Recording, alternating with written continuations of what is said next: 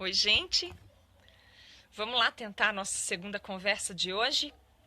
Olha, a gente teve o Natal, todas aquelas discussões e conflitos em torno da questão da matança, né? A matança máxima que fecha um ano com mais de 70 bilhões de animais terrestres mortos para saciar uma gula, um desperdício e uma orgia gastronômica. Aí passou, aí teve também o Réveillon, com toda aquela discussão dos fogos de artifício, que mata animais assim, uma chuva de pássaros que cai do céu, despencam por conta do barulho das explosões dos fogos. E os ninhos que são abandonados, enfim, uma matança horrível de animais, toda aquela loucura das farras do boi em Santa Catarina. E aí depois a gente mal consegue respirar, porque tem um povo que está ainda em recesso, as coisas que não funcionam, que não atendem à demanda da organização mínima que a gente precisa para manter uma sociedade funcionando. Aí a gente tem que lidar com o carnaval, com um cenário bem grotesco, não apenas pelo fato das pessoas praticarem loucuras numa época que não precisava, né? Que não seria necessário, dá para se divertir sem precisar esse derrame, mas também porque há uma discussão política permanente no cenário do nosso país especificamente falando, que faz com que a gente questione por que é que as pessoas entram num torpor, por que que elas não aceitam festejar-se quando é possível, né, festejar, mas sem entregar-se a a um completo torpor mesmo. Aí, quando a gente pensa, bom, agora vamos voltar e vamos começar a botar as coisas, a gente ainda tem que aguardar a apuração das escolas de samba com o vizinho em último volume, 10, nota 10. Mas já que a gente está falando disso, e essa não é a pauta do nosso vídeo, mas já que a gente está falando, vamos falar da escola de samba Águia de Ouro, que fez um desfile revolucionário, né? Um desfile que foi um marco na história do carnaval, assim, para o mundo todo contemplar. Um desfile que não usou como suporte e adereço, fantasia, nada que viesse da exploração animal, nem couro, nem plumas, que é pra gente, assim, olhando de fora, grosso modo, o máximo, né, que se dá para fazer, porque é emblemático. Os animais que são utilizados, né, as plumas dos animais são retiradas deles de uma maneira grotesca, de uma maneira altamente violenta, né, a sangue frio, é uma história horrível. E além de fazer isso, a escola também desfilou com um samba enredo que falava de várias relações do homem com os animais. Então foi colocado lá o mendigo, a relação dos mendigos com os cachorros, essa coisa do afeto, falou dos resgates, falou de testes em animais. Uma coisa revolucionária, extraordinária, maravilhosa, né? Grande, com um poder de alcance de levar essa temática que não é sabida, não é discutida, não é nem pensada pela maioria das pessoas, muito grande, né? Uma possibilidade muito grande de levar essa temática para alcançar muitos lugares. Mas é claro que mesmo antes de começar tudo isso, né, a escola já sofreu uma represália e uma pressão muito forte dos pecuaristas, que já perceberam, porque não são tão idiotas assim, que isso acaba desaguando, né, desembocando na questão do abate de animais, do consumo de animais, porque uma coisa sem a outra é muita incoerência, fica muito difícil da gente defender.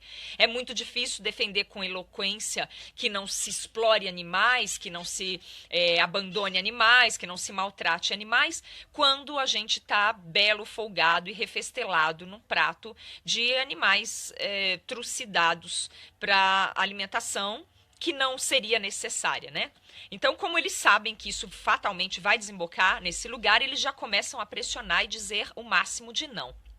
A rede a emissora Globo, que eu não vejo TV, tá, gente? Há 10 anos que eu tenho a a bênção de não ver TV, eu vejo outras coisas, eu sou mesmo apaixonada por cinema e eu gosto muito de ler, estudo bastante, produzo algumas coisas, então não dá tempo, eu realmente fiz essa escolha. Mas eu sei que quem gosta de assistir, tem condições de conciliar isso com discernimento, inteligência e reflexão, tudo bem, nada contra.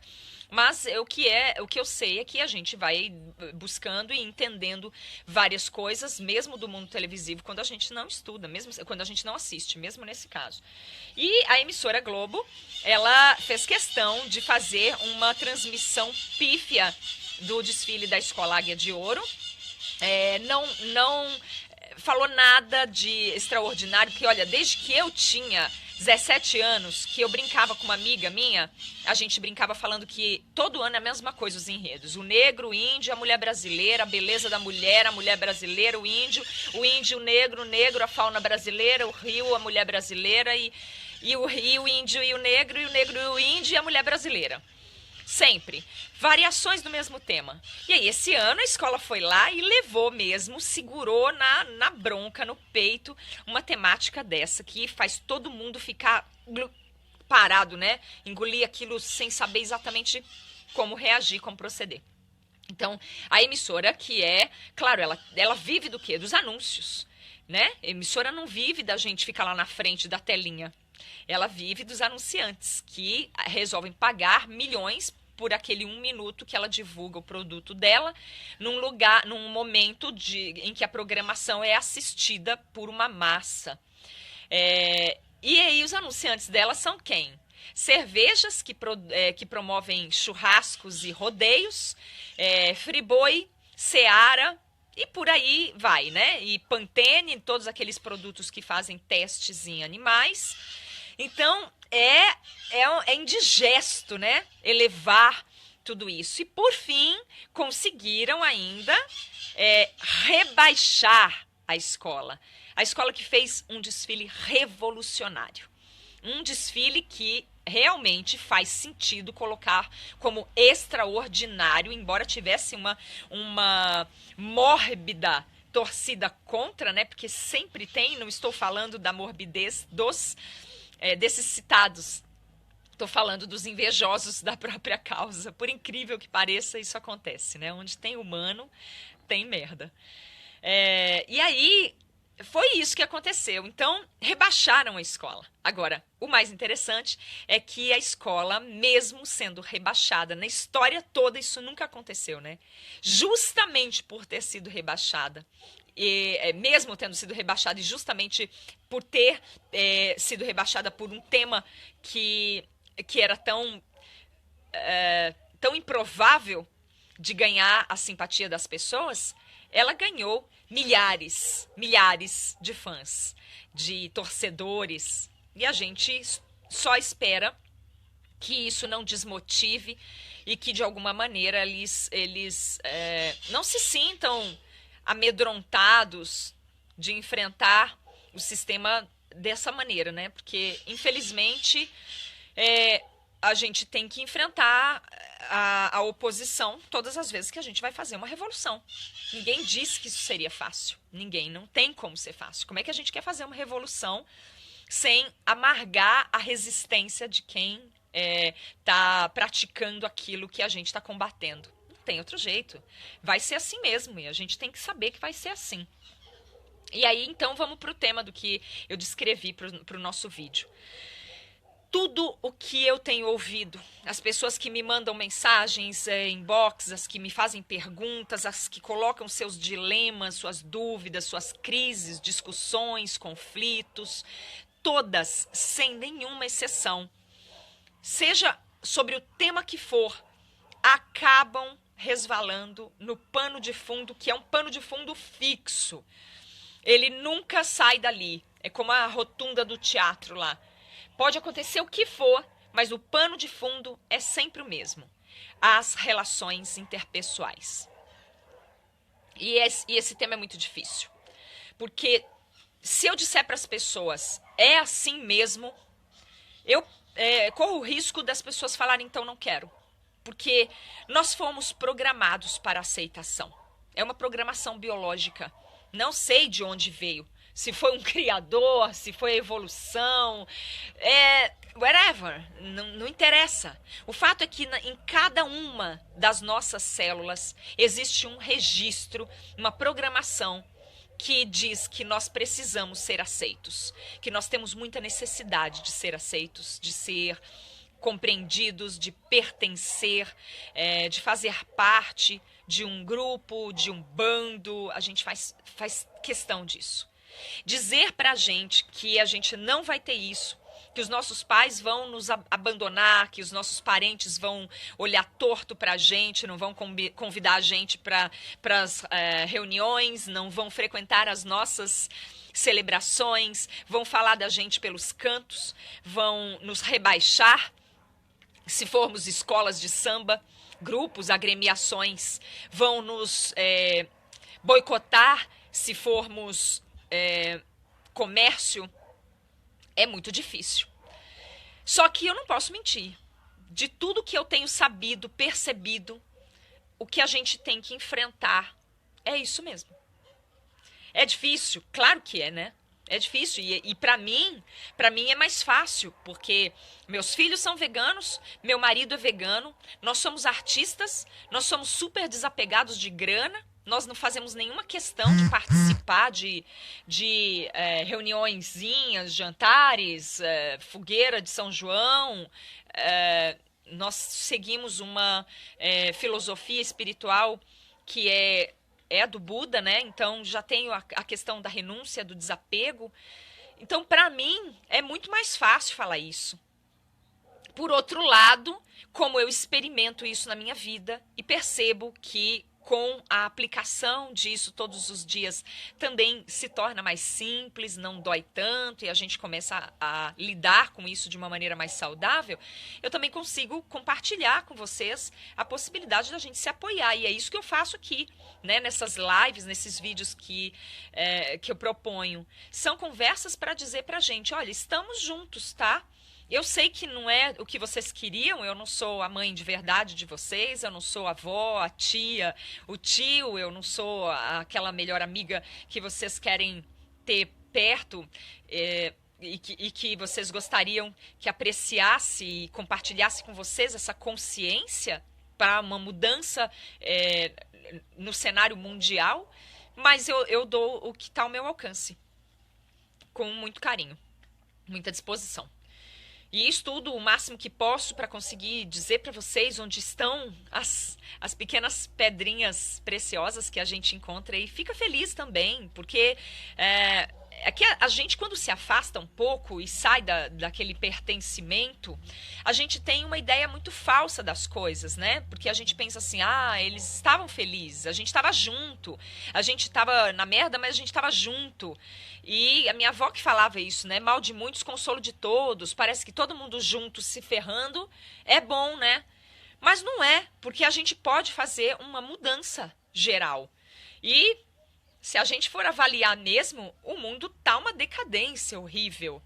As pessoas estão violentas, mesmo juntas, elas estão violentas. Não tem mais dinheiro para as pessoas e vai ter cada dia menos, porque o dinheiro, quando eu era pequenininha, existia o lastro ouro, né? Ou seja, se fabrica moeda sabendo que existe uma riqueza, que era o ouro do mundo, né? Pesa assim, tem X em ouro, a gente determina quanto o ouro vale e aí fabrica papel, moeda para que para tramitar no mundo aí, né? Sempre com o lastro. Hoje não tem mais isso. O dinheiro é uma coisa virtual e ele não está em lugar nenhum e está todo mundo disputando ele. Então a gente está com a economia mundial quebrada, fome instaurada, péssima distribuição, já não é mais má distribuição, é péssima distribuição, ou seja, muito dinheiro na mão de poucas pessoas e muitas pessoas passando fome e precariedades básicas. E a gente tem um cenário de violência, de comunicação grosseira, a gente tem um mundo falido, uma mata devastada, oceanos sujos, né, muita extinção.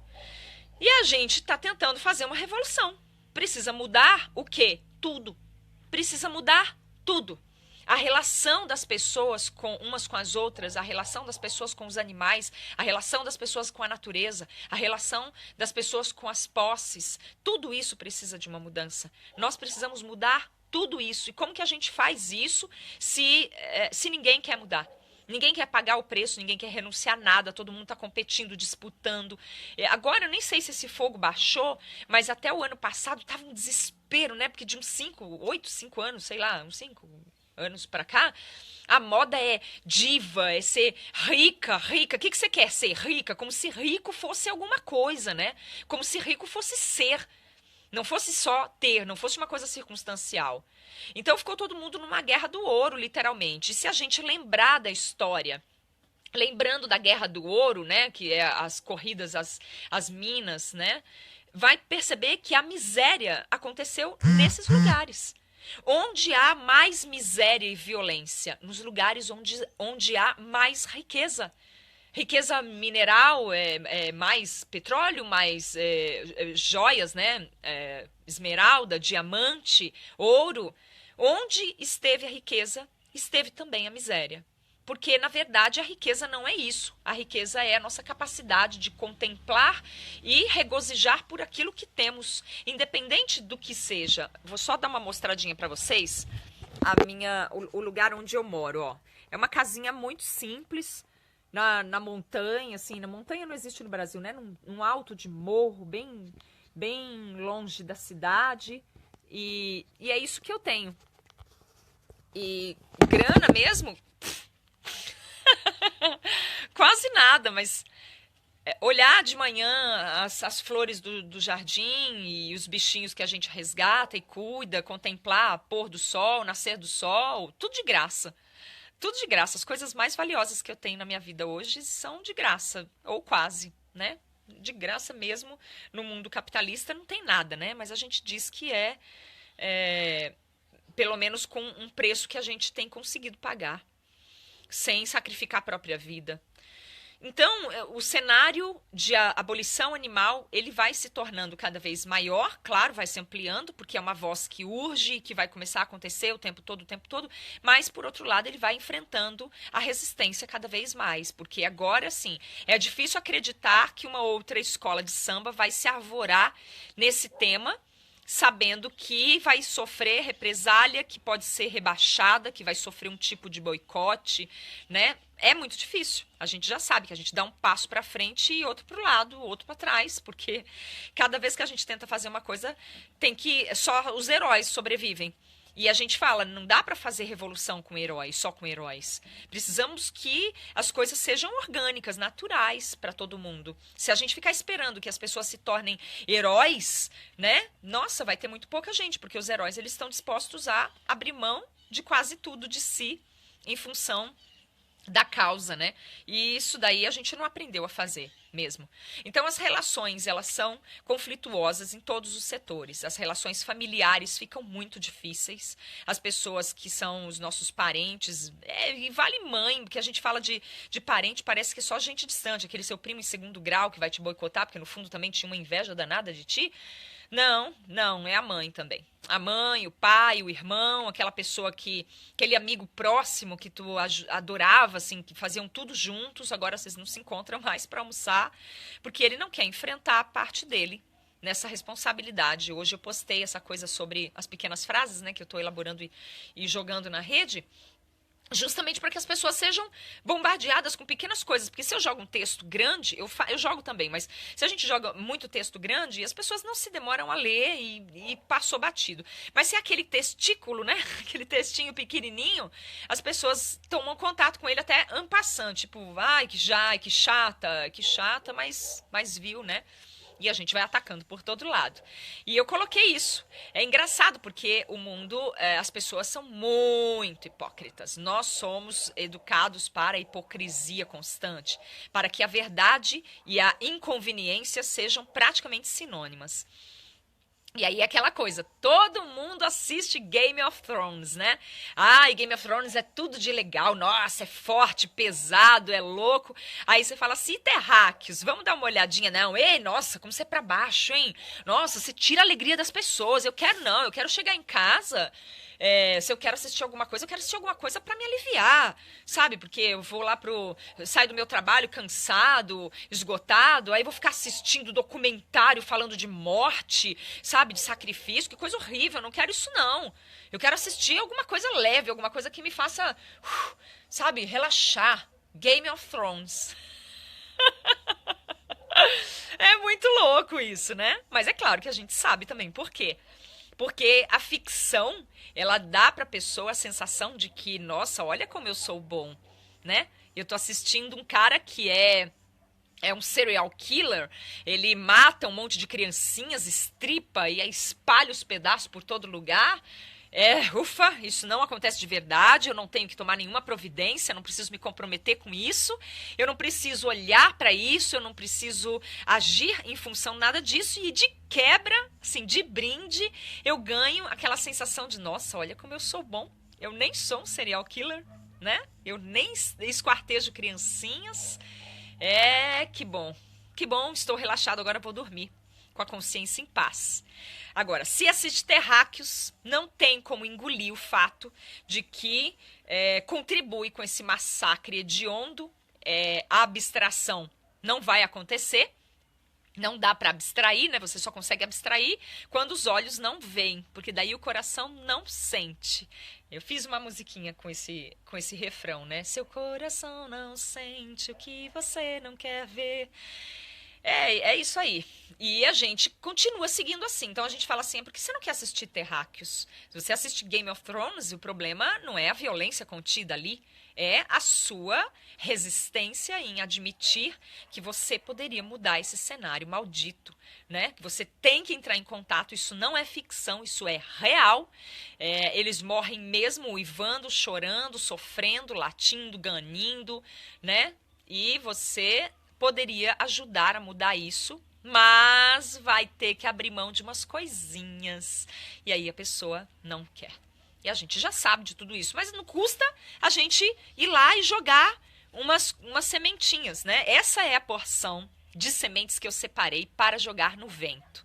Porque para mim, o veganismo, o abolicionista em defesa dos direitos animais e toda essa filosofia da ética, da prática da ética, são sementes de alta preciosidade.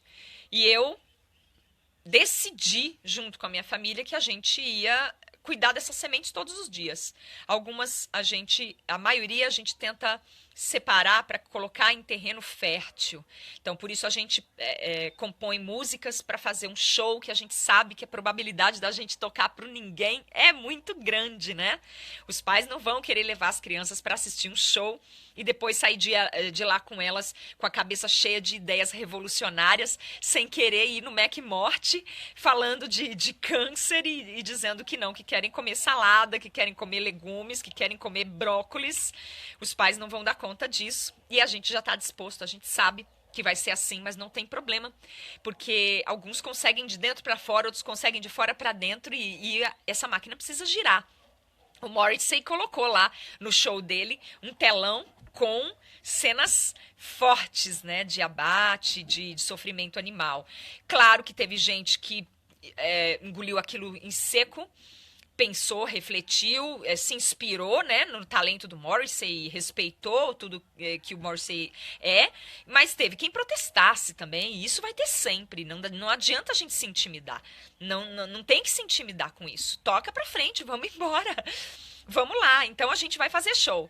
Essa é uma parte das sementes que eu chamo de preciosas para cultivo em terra mais fértil. Então, arando o terreno, preparando o terreno para receber. E tem uma parte dessas sementes que eu jogo no vento mesmo.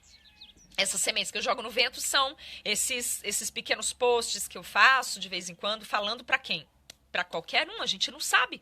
Vai chegar na cabeça de uns, vão achar chato, outros vão achar horrível, outros vão falar que eu sou uma folgada, que eu sou uma arrogante, que eu sou uma presunçosa, né? Outros vão falar que eu sou uma delirante. Não interessa, mas tá jogado no universo, né? E aí, quem sabe, cai no ouvido de alguém num momento, nos olhos de alguém, num momento em que essa pessoa tá mais apta para o despertar E junto com isso, tá lá toda a minha página, Vegana é a Mãe, né?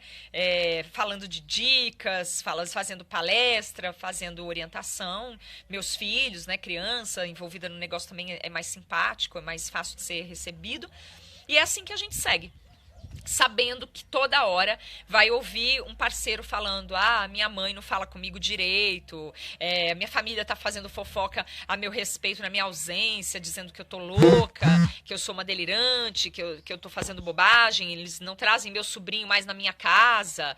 Quando meu filho vai na casa deles, eles falam que é uma criança problemática. Se tá magrinho é porque é magro demais, porque não come. Se tá gordinho é porque come muito carboidrato, muita batata, muito vegetal, muita massa. Se tem dor de cabeça, é porque tem dor de cabeça, é porque é vegano. Se tem saúde, aguarde, que daqui a pouco ele vai ficar doente. Se ele não ficar doente, vai falar que os filhos dele vão ficar doentes, os filhos dos filhos dos filhos dos filhos dele vão nascer doentes, que mais?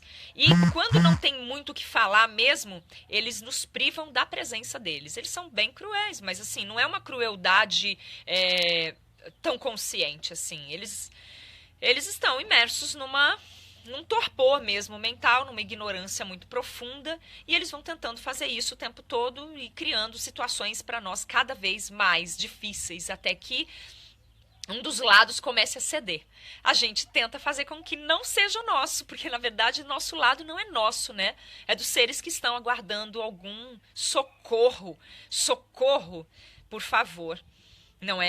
Nós não estamos advogando em função da nossa própria pessoa, nós não estamos querendo ser, ai, nossa, como eu sou reconhecido. Isso não interessa para nós. Nós estamos realmente a serviço de uma causa. Esperamos que com o tempo, água mole em pedra dura, tanto bate até que fura, né? E a gente tem que pensar que a gente vai fazendo isso todo dia, todo dia, todo dia. Cada dia mais amigos, mais parceiros entram nas redes sociais, fazem as suas expressões também em favor da libertação animal. Mais parceiros criam canais no YouTube. Aí já tem de tudo. Tem criança, tem senhoras, tem mocinhas, tem duplas, tem casais, tem gays, tem héteros, tem todo mundo nos canais do YouTube. E a gente está aqui torcendo para que isso seja cada vez mais frequente. Cada um vai falando da sua medida. E aí, isso vai causando menos estranheza. Conforme vai causando menos estranheza, aí sai da moda ficar falando mal de vegano e eles arrumam outra coisa para atazanar e deixam a gente lutar pela causa com um pouquinho mais de paz. Mas eu preciso ser franca, eu não acredito que esse cenário vá ficar muito favorável nem tão cedo. Eles ainda vão passar por um momento de maior resistência, provavelmente ainda teremos que enfrentar grandes embates. E é por isso que eu digo: vamos tentar nos manter acordados, conscientes, vamos nos ajudar uns aos outros e ficando junto o máximo possível, criar autonomia para depender menos dessas pessoas que vão tentar nos execrar, nos banir da sociedade o tempo todo, nos intimidar, nos constranger e humilhar. E vamos tentar vencer o bullying, hein, galera? Vamos, né? Se a gente levar menos para o pessoal e mais para uma causa, uma filosofia, a gente dá conta com um pouco mais de facilidade. Vamos tentar fazer isso, né? E deixar bem claro que eu não sou uma ativista por uma causa humanitária, porque não dá tempo da gente administrar tantas coisas. Eu preciso escolher uma causa paramilitar, porque eu preciso estudar, eu preciso me dedicar integralmente a isso para fazer um trabalho razoável. Então, eu milito na causa animal. E militando na causa animal, uma das coisas que eu deixo bem clara é que eu milito em favor do outro. Então, eu luto contra um sistema de exploração. Eu não luto contra indivíduos. Nenhuma postagem que eu faça, nenhuma obra que eu crie tem um cunho de humilhar ou atacar pessoalmente ninguém. É por isso que eu não fico fazendo triagem no meu Facebook para ver quem é e quem não é vegano. Eu não quero viver dentro de uma bolha vegana. Eu não estou pensando em construir uma Shangri-La para mim e para minha família. Eu estou muito tranquila em lutar no meio do joio mesmo, porque se fosse para construir um cantinho para eu morar e esquecer as focas que morrem lá no Ártico com pauladas na cabeça para ser esfolada viva para virar casaco de perua, eu não ia militar nessa causa, se não fosse para isso. Eu faço para isso aqui, ó. Aqui está escrito assim: se eu tivesse mais alma para dar, eu daria. É isso mesmo, é exatamente assim. E isso não é um emblema para inglês ver. É o que eu penso de verdade, é o que eu quero transmitir. Então, eu não quero fazer seleção de pessoas. Pouco me importa se pessoas no meu Facebook têm ideias diferentes sobre o mundo, ideias diferentes sobre a vida. Não me interessa se ele vota no político X ou no político Y. Não me interessa se essa pessoa, nesse momento, está a criar animais para serem mortos ou comprando no supermercado. Tanto faz. Eu não quero fazer essa triagem, porque eu acho que essas pessoas merecem minimamente a chance de receber alguma informação a esse respeito. A maioria não sabe nada, nada. Eu ainda quero fazer vídeo falando sobre os vários massacres que os animais passam.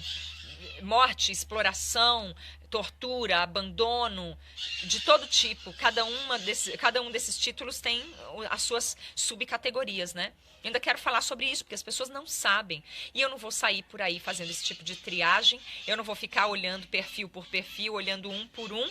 Eu acho que as pessoas estão fazendo muitas escolhas que estão trazendo malefícios para a própria vida e para a vida uns dos outros, para o planeta como um todo, para os animais, sobretudo.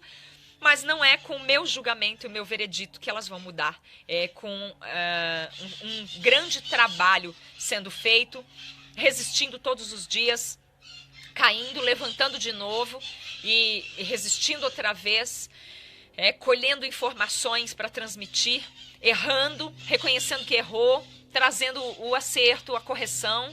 E é assim que a gente vai seguir todo dia. Então, infelizmente, eu não posso dizer para vocês, fica tranquilo que os seus amigos vão continuar adorando vocês e vai dar tudo certo e vocês vão ser populares e vai dar tudo, vocês vão continuar nas festinhas e vai ser assim, vai ser legal com os teus filhos. Não, nem a mãe da gente olha pra gente do mesmo jeito. Ser revolucionário nunca foi fácil em tempo nenhum. Agora, em tempos de capitalismo, em tempos de consumo exacerbado, em tempos de guerra por vaidade, necessidade de aparecer, necessidade de ser importante, guerra por dinheiro, como nunca antes visto, e um contingente de gente, né? Muita gente habitando o mesmo planeta, disputando o mesmo espaço, só torna isso uma disputa bem mais acirrada. Me lembra mesmo a corrida maluca, lembra?